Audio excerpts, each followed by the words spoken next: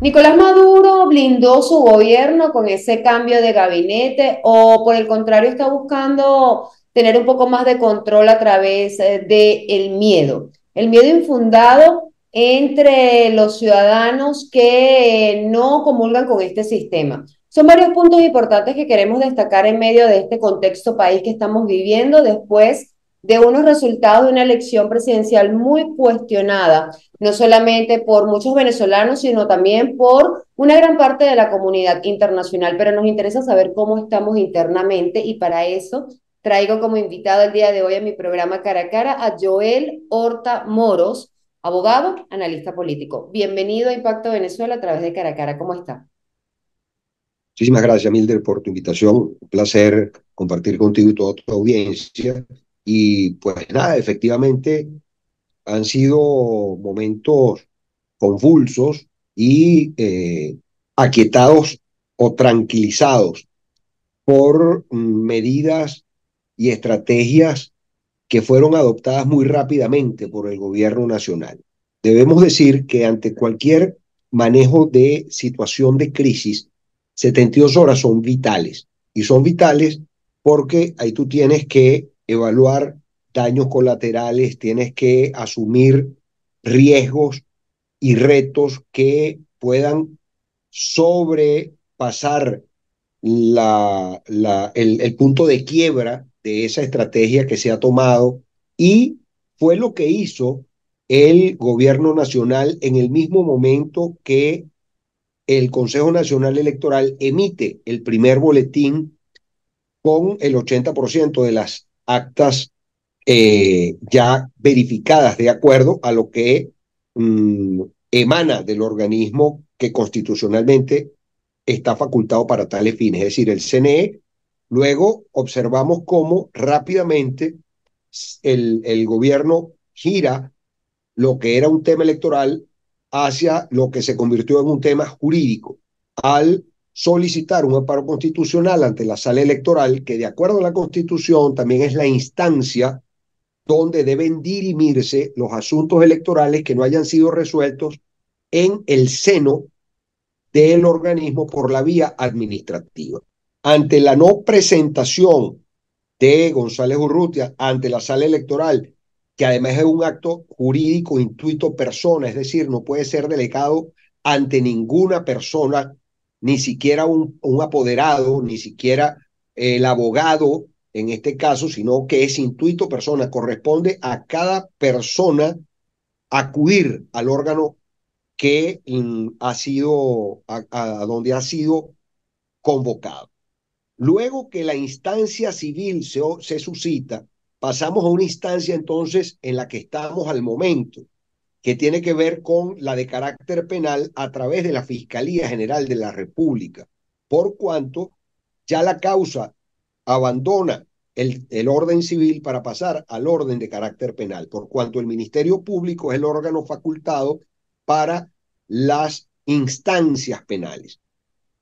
Ya como había sido un error, de acuerdo a lo que evalúo yo como abogado, no concurrir al TCJ y entrar en desacato ante el TCJ, hay algunos juristas que no concuerdan con lo que decimos que sí entró en desacato, pues ocurre que cuando es convocado por tercera vez ante el Ministerio Público y no concurre, ahí ya no es un desacato, sino que allí entonces el Ministerio Público emite una orden, una orden para, no digamos capturarlo, sino simplemente para hacerlo acudir a la instancia para que pueda descargar sus alegatos. Y Pero es, ya quiero hacer Joel, un inciso y me disculpa que lo interrumpa, porque ¿qué pasa?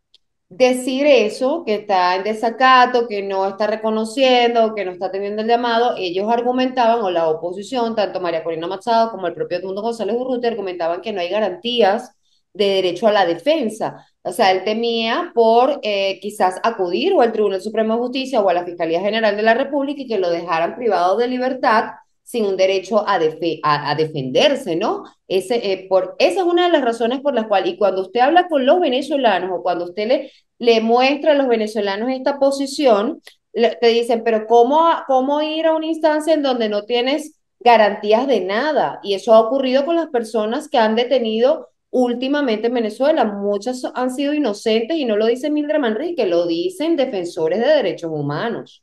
Era el riesgo que tenía que asumir, en este caso, el embajador González Urrutia. ¿Por qué?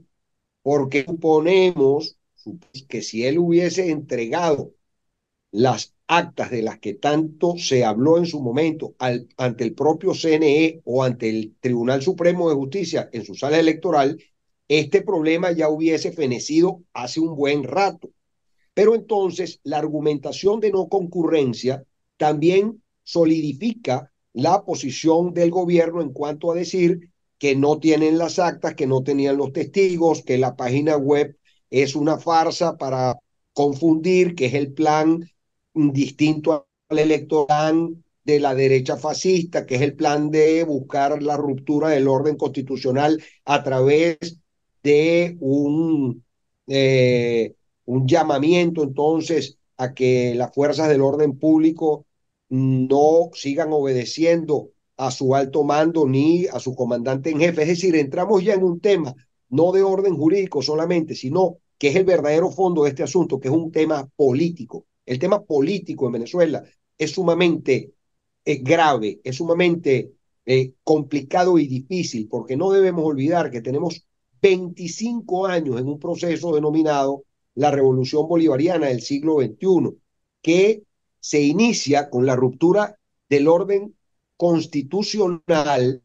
Todo este empastelamiento de orden político solo se resuelve, mi muy querida Mildred, a través del diálogo y la conversación a fondo. El presidente Maduro debe cumplir su palabra que hizo en la campaña electoral de convocar a la mamá de los diálogos. Esa mamá de los diálogos tiene que ser un diálogo con todos los sectores de la sociedad venezolana, incluyendo lo que ellos denominan la derecha extrema, incluyendo lo que ellos adversan férreamente a quienes han dicho que no entregarían ni por las buenas ni por las malas. Nosotros Pero tenemos que recordar, sí, dime, pues, dime, Mildred.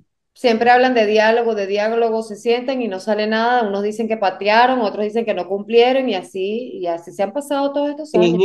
En ese ping-pong y en ese ir y venir de responsabilidades compartidas, porque la responsabilidad de dialogar o de patear la mesa la tienen los dos sectores, el sector oficialista y el sector opositor.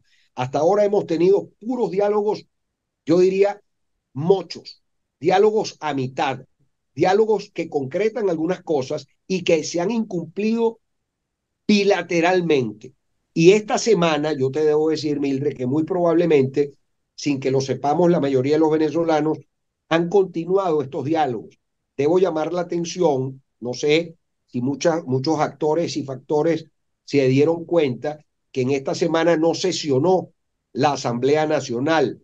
Fueron suspendidas las dos reuniones de la Cámara porque quien preside la Cámara, que es el diputado Jorge Rodríguez, también es quien lleva adelante las conversaciones y los diálogos con todos los factores, tanto nacionales como internacionales. Yo presumo que el diputado Rodríguez debe estar o estuvo esta semana fuera del país conversando con actores importantísimos que tienen que ver mucho con lo que está sucediendo en la situación venezolana, porque debemos recordar que el gobierno venezolano también forma parte de lo que se denomina el Foro de Sao Paulo, del cual forman parte gobiernos de orden ideológico eh, bastante parecido venezolano como el gobierno de Brasil, como el gobierno de Colombia, como el gobierno de México, que se denominan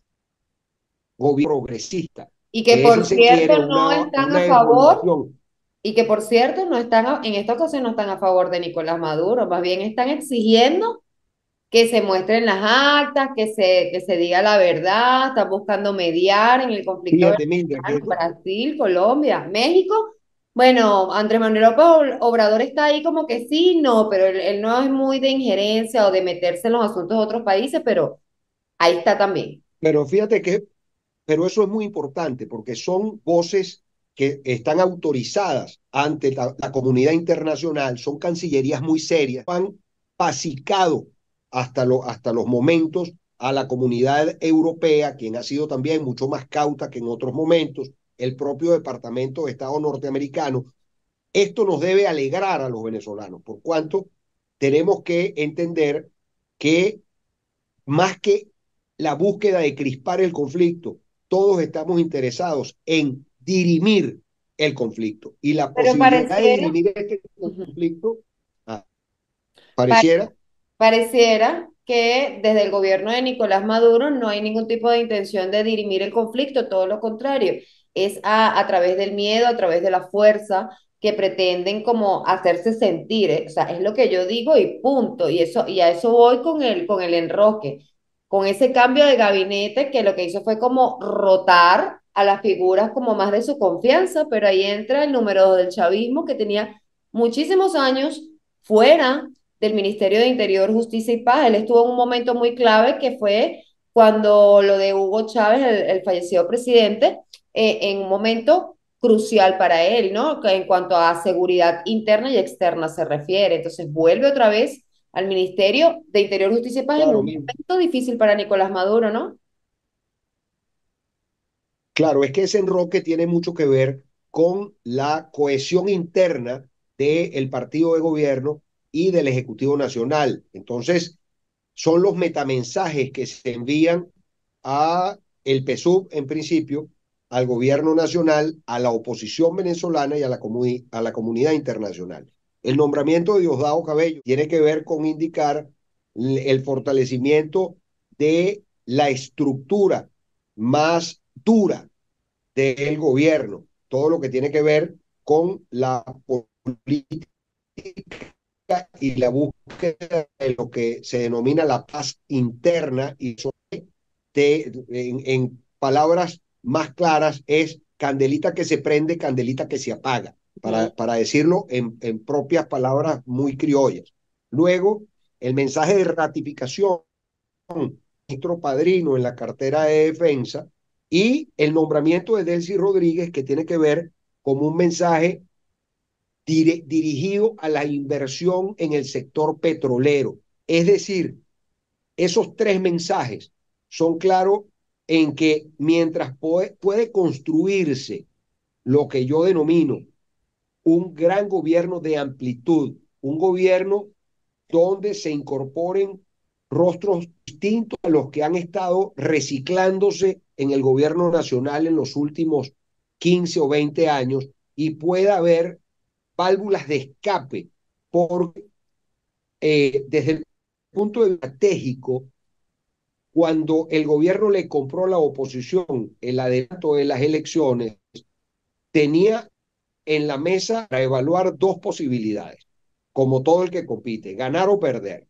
Claro, Si gano, si gano, tengo la posibilidad de estar 6 meses en el ejercicio del poder como el final del ejercicio que concluye en enero del 2025. correcto. Pero si pierdo, también tengo la posibilidad de estructurar entonces lo que se ha denominado la transición.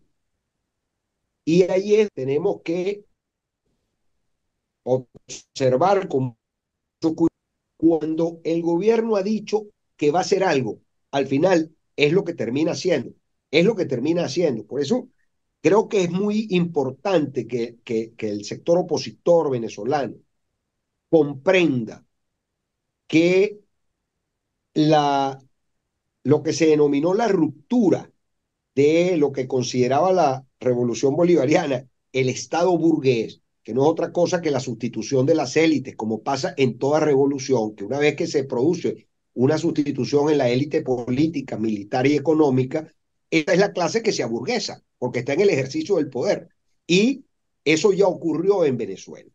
Pero ante esa situación se ha tenido una visión de país, que es la del sector oficialista, y no se puede obviar a la mitad de este país. El país está en lo que se denomina en sociología política un empate catastrófico desde hace mucho tiempo. Es decir, ninguno de los dos polos puede aplastar al otro. Ni el gobierno puede acabar con la oposición, ni el gobierno, ni la oposición puede acabar con el gobierno. ¿Qué te queda entonces? Como en todo divorcio, tienes que buscar el divorcio por las buenas o por las malas. ¿Cuál es el más beneficioso en este caso para los hijos, que somos los ciudadanos venezolanos, cuando los Sea padres por las deciden buenas, pero lo divorciarse? que indica es que lo están haciendo por las malas. Fíjate, Mildred, es que yo entiendo el que se observe que el gobierno está demostrando efectivamente la fortaleza que tiene desde la estructura del poder. Porque por eso hablo de lo del adelanto de las elecciones, porque ellos están en una posición de fuerza, ganando o perdiendo. Claro. Entonces, ya veremos que de aquí a enero 10 del 25, el gobierno seguirá trabajando en una política dura, porque además esa forma de hacer política le ha permitido ganar 29 de las 31 elecciones que se han celebrado en Venezuela en los últimos 25 años. Entonces tú dices, bueno, ¿y por qué continúan con esa estrategia? Pues porque Porque les les ha ha dado funcionado. resultado, Claro. les ha dado Mira, resultado. La oposición venezolana entonces debe hacer una revisión importante de su actuar durante estos últimos procesos, en qué se ha fallado, cómo se ha equivocado. Por ejemplo, la ruptura del diálogo con el gobierno, a quien menos quien menos le conviene, le interesa, es al sector de la oposición, porque a final de cuentas volvemos a lo mismo. Esa posición de fuerza te la da el ejercicio del poder. Y aún ganando las elecciones, la oposición venezolana tan solo tendría en ese momento el poder ejecutivo en sus manos. El resto de los poderes estarían en manos del oficialismo. Por eso insisto que en ese diálogo tenemos, Mildred, que nosotros hablar de cosas que parecieran a largo plazo o a mediano plazo, pero que son básicas para poder salir de la profunda crisis política en la que estamos. Tenemos que hablar de una reforma constitucional donde se evalúe la reelección indefinida, donde hablemos de la reducción del mandato a 4 años y una reelección única. Tenemos que hablar de la modificación de selección de las minorías para que el Parlamento venezolano pueda tener una presencia mayoritaria verdadera de las minorías, porque no es posible que la oposición venezolana, por ejemplo, con el 45, tan solo 20 parlamentarios, eso, pero lo mismo a las instancias regionales y municipales. Tenemos que hablar además de la posibilidad de una diputación vitalicia para los presidentes salientes con garantías constitucionales. Yo invito a que revisemos los venezolanos los procesos de paz, tanto de Colombia como de Argentina, como de Chile. Esas son las concesiones de una negociación que tienen que producirse. Así le produzca escosor a la mayoría de los venezolanos. Pero ahí es donde el liderazgo tiene que tener la responsabilidad de decirle a su ciudadanía no lo que quiere oír, sino lo que debe oír, para que puedan producirse los cambios que aspiramos, porque de otra manera vamos a pasar muchos años más en este conflicto permanente que solo perjudica al ciudadano común, porque observaremos entonces de nuevo restricciones en las líneas aéreas para los venezolanos, restricciones el en impacto instalaciones internacional. consulares para los canales que se encuentran en el exterior.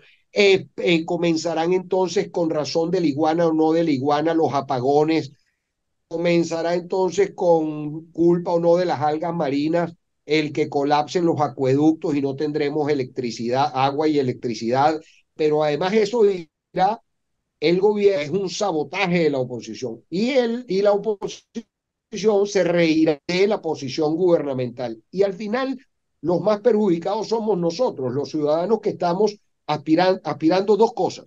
Primero, vivir en paz, pero luego que nos dejen en paz. Yo creo que son las dos situaciones que estamos solicitando los venezolanos, porque la paz, como bien tú lo has dicho, no se logra a través del miedo, a través de la fuerza, a través del silencio, a través de el incumplimiento de la Constitución Nacional, de la violación de derechos humanos, de parte y parte. No, la paz social, la paz política, la paz económica se construye a través del diálogo y del esfuerzo mancomunado de todos los sectores, sobre todo de los sectores en conflicto, porque me lo decía una persona en plena campaña electoral, Mildred, me decía, Horta se convirtió en un partido de fútbol. El gobierno es un equipo, la oposición es otro equipo, pero los venezolanos no somos los espectadores, somos el balón de fútbol y recibimos patadas de los dos lados. Y Así eso es triste para una sociedad. así. Pero también decían los viejos nuestros, hijo, no te preocupes, que las sociedades no se suicidan. Y siempre, efectivamente, las sociedades buscan alternativas, buscan salidas. Los venezolanos lo hemos hecho. Diría López Contreras, calma y cordura, no desesperar, tener mucho más sesos que vísceras, actuar sin mucha pasión y mucho más con comprensión lógica de todos estos asuntos y entender que los procesos políticos tienen sus tiempos. Por más que nos despertemos más temprano, no va a amanecer más temprano. Lo que tenemos es que despertar a tiempo y estar alerta en cada minuto que pasa durante cada día en los próximos días. Joel, para finalizar, ya se nos acaba el tiempo. ¿Crees que realmente el gobierno de Nicolás Maduro detenga a Edmundo González Urrutia, pero también a María Corina Machado? ¿Ves ese escenario posible? ¿Y qué pasaría? ¿Cuál sería Sí el lo veo, impacto si la sí lo detienen veo, a sí lo ella? veo, sí lo veo posible. Creo que es parte de las negociaciones a los que nos hemos referido minutos atrás. Eh, ya en el caso del embajador González Urrutia, Hay una orden. por su, hay una orden, pero además por su propiedad podrían es ordenar su domicilio como sitio de reclusión. Pasa por Él ha cárcel. dicho que no va a tomar asilo ni que va a salir del país, Ujú. cosa que me parece, o una actitud que me parece muy valiente, muy racional además, porque un número importante depositaron la confianza en un liderazgo absolutamente desconocido y creo que el fin último es María Corina Machado, por cuanto no solo en ese momento era jefe de la campaña de Edmundo González, sino que se erigió como del sector más Claro, radical de la oposición venezolana. Y ellos han sido muy claros en cuanto a que con la señora María Corina Machado no tendrán contemplación desde el punto de vista jurídico, que lo que esté dentro del marco de la ley, eso será aplicado. Eso está, por supuesto, dentro del marco de acuerdos y negociaciones que están, en el que están participando los presidentes Lula, Petro, y López Obrador, junto con el gobierno nacional. Esto es un día a día. Esto va a ser una larga jornada hasta el 10 de enero del 2025 y de allí en adelante tendremos un escenario totalmente distinto o tendremos un escenario que nos transcurrirán 6 años para poder dejar de vivirlo, a menos que, por supuesto, dentro de ese marco de conversación y acuerdos pueda establecerse alguna medida distinta a la conclusión de ese periodo constitucional 2025-2031. Lo que sí es importante, Mildred, es que se le hable con toda claridad al país, porque claro. cuando tú generas tan altas expectativas, esas al no cumplirse se transforman en unas frustraciones de igual o mayor tamaño. Así es. Joel, muchísimas gracias por compartir con nosotros tu análisis sobre el momento país que estamos viviendo en este momento. Espero tenerte más adelante nuevamente aquí en Cara a Cara por Impacto Venezuela. Con todo gusto, la verdad que no solo inteligente, sino una bella cara estar cara a cara contigo. Muchísimas gracias. Gracias. A toda mi audiencia también, Ok. gracias por acompañarme cada domingo en este su espacio sin censura. Recuerden que para más pueden visitar www.impactovenezuela.com y nuestras redes sociales @impactove. Soy Mildred Manrique, nos vemos el próximo domingo.